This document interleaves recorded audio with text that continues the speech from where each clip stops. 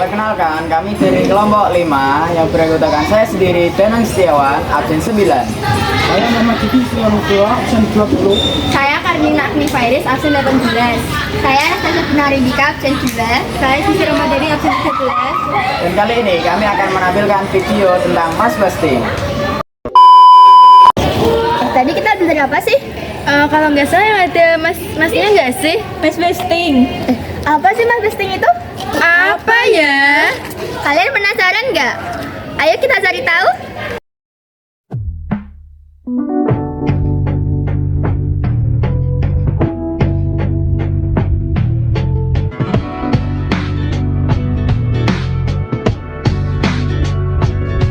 Kalian tahu nggak sih apa itu Mas Busting?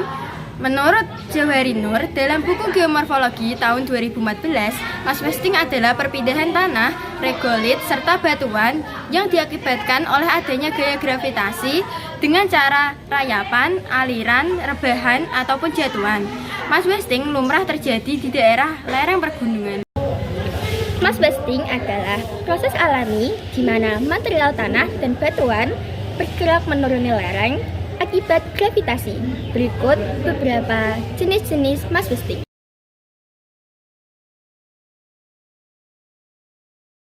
Mas Busting umumnya disebabkan oleh pengaruh gravitasi yang bisa mengakibatkan perpindahan massa. Dalam geografis, Mas Busting dipandang sebagai sebuah fenomena alam. Jika Mas Busting terjadi dalam skala besar, dampak utama yang paling terlihat ialah perubahan bentuk geografis di kawasan tersebut.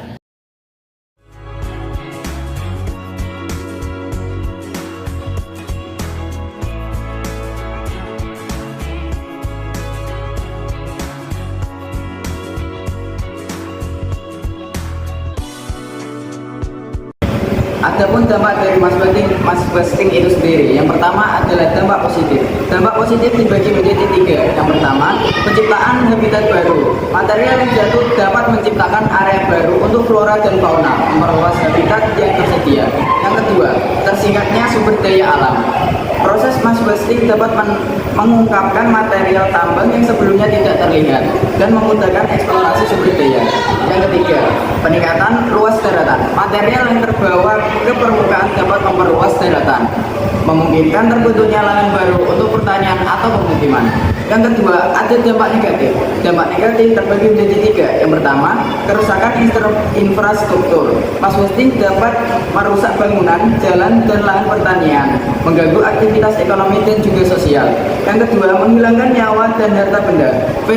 Fenomena ini sering kali menyebabkan bencana seperti tanah longsor yang dapat mengakibatkan korban jiwa dan kerugian material. Yang ketiga, erosi tanah.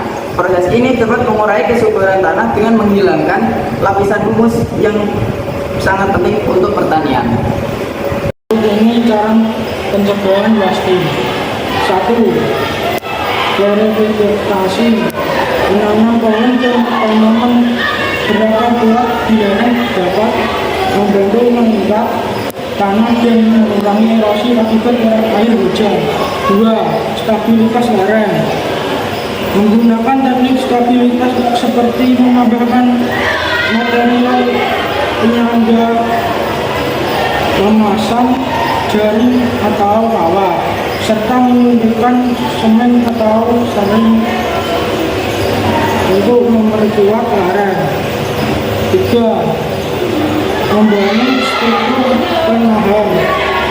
Membangun dinding pagar atau bendungan menampung untuk menahan jatuhan batu dan aliran material sehingga melindungi infrastruktur dan pemukiman.